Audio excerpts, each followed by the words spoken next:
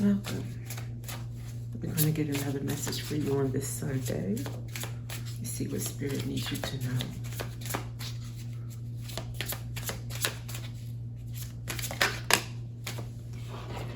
We have lunar calling. And it says intuition, awakening, guidance. Your soul speaks in moonlight. Listen for what glows, not what shouts. Like a light, warm glow instead of a bright light, stark. Look at me. You know, maybe someone who's louder in your life that wants a lot of attention versus someone who's just quietly steady and there. Needs no attention. He's just there for you. I did say he. So this could be a love reading. Maybe not. But it says lunar calling, using your intuition when it comes to who is meant for you and who's not. More.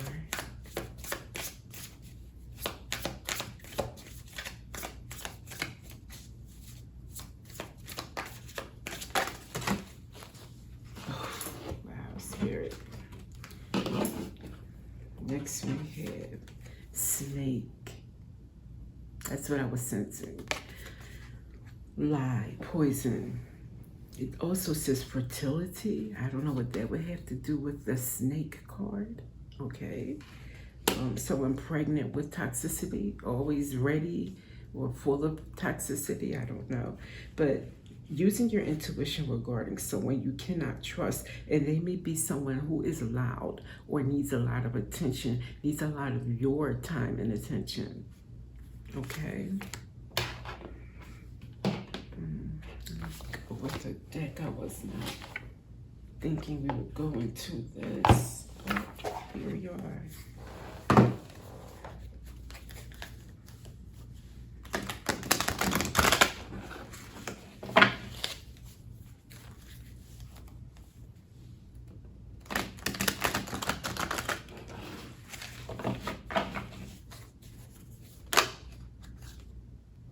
Way too many.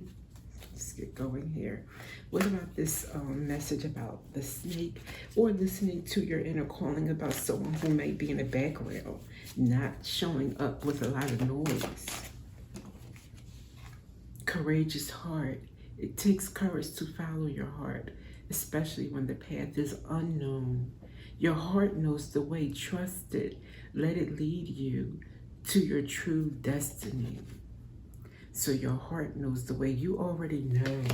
Like this lunar calling. Your heart is calling to you. Your intuition is telling you what's not for you and what is for you. But you have to be, I guess, courageous enough and bold enough. This is reminding me of a message I got recently through a video, or it may be something on TV I was watching. And it said something about repeated patterns through life. Like your body being used to what's familiar, even if it's not good for you, it will resonate to you somehow that this is the person I should be with, because this person, what's the word I can say? I'm trying to get it right. Something about a wound being lit up. If you can imagine that, a burning desire in your wound, being attracted to another who will also wound you in that way. So for instance, you meet Paul. Paul fires you up because that wound is used to being resonating with the energy of Paul versus, let's say, Kevin. Kevin does nothing for you, even though he's reliable, he's sweet, because that wound doesn't know Kevin. That wound is like, Kevin is not even, Kevin's boring to me. I need some excitement here. I need this wound to get deeper. So that's what I'm sensing from this reading. Having the courage to try on Kevin or something different, something that is going to feel good for you and your future. Kevin cares about your future.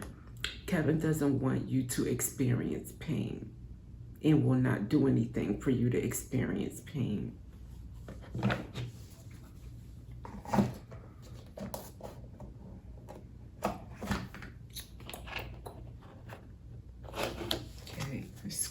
one. I don't know if this is the right deck next, but I'm grabbing it. What do we have?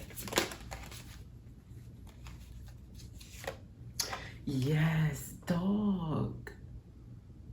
Kevin.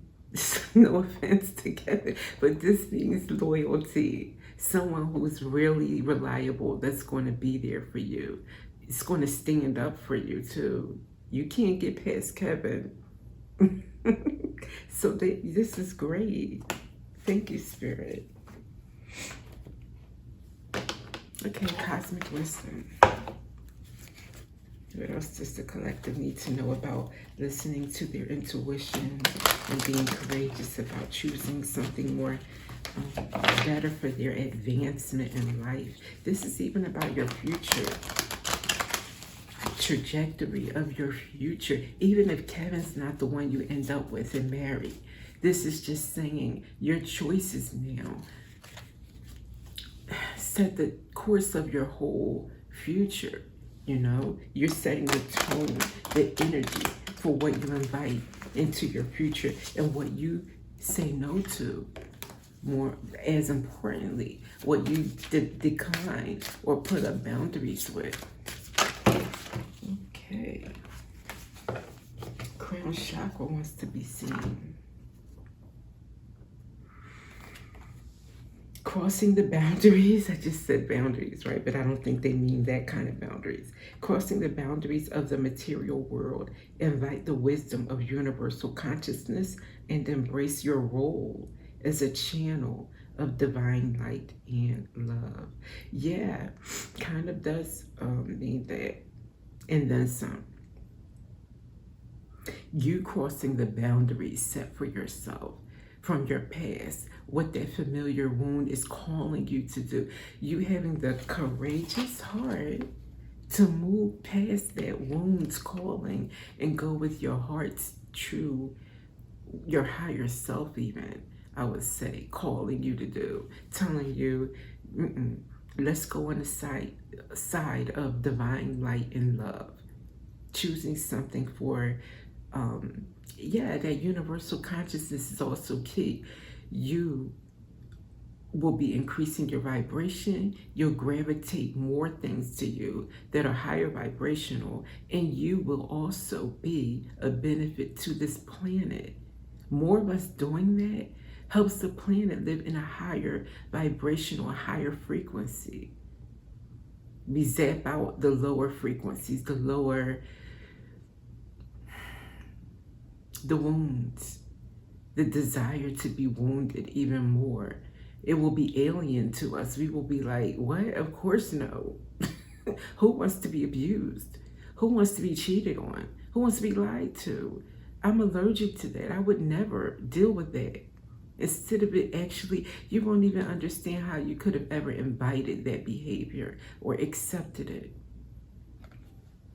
Beautiful message. Okay. Angels, can you speak through these cards?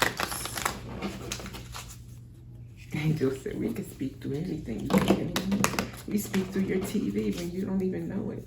We speak through other people around you all the time.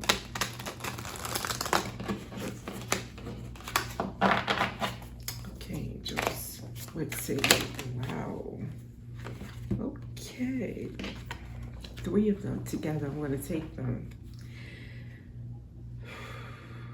Okay, I'm going to take them in a row. We had, why I'm breathing like that? Because tragedy in the look at this picture. It's like a sad clown. I don't sense the danger kind of tragedy, but I do sense the risk in this card when I saw this. Like, if you don't choose the right path, you're inviting more tragedies, more pain, more heartache. And this is tragedy helps you find your purpose. Deep lessons concealed in tragedies. Helping others cope during tragedies. So whatever you've been through, you finding your way, having that courageous heart to choose the light and love will benefit others. You will be able to reach out to others and help them to pull out of their tragedies. Then we have resistance. feeling lost, empty, and alone, wanting old life back, fearing your transformation. I think that's what ends up making you feel like this. If you are resistant to change and you don't have courage, it's saying that you may end up alone and empty, feeling lost, all because you wanted your old life back and you fear transformation. The old life, that wound speaking to you. This is what we want more of. When we call, they don't answer. They don't show up. Never flowers on Mother's Day, you know. I'm just being facetious, but I do think that that is a ploy. That whole, well, this doesn't mean anything. Sometimes that just conditions you to settle. And if you're allergic to flowers, then it should be something else. A book. But anyway, I don't know, that just came to mind. But resistance. And then we have creative. Look, and this is to me inner child, joy, play. Let's see what it says. An inborn tendency for creativity, finding your creative passion, making a living as a creative. You could be someone who is creative, and this would be suppressing that vibrancy in you, that joy.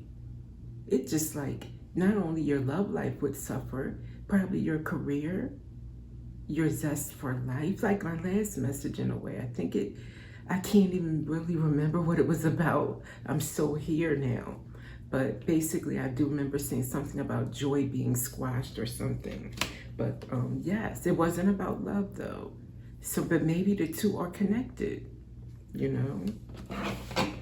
But this is the message that I have for you. You know, it is not being like cautionary, like, oh my God, if you don't do the right thing. It just is, to me, the longer you prolong making the right choices for your benefit, the longer you will be like this instead of like this. We want this. So with that, I will see you in the next message.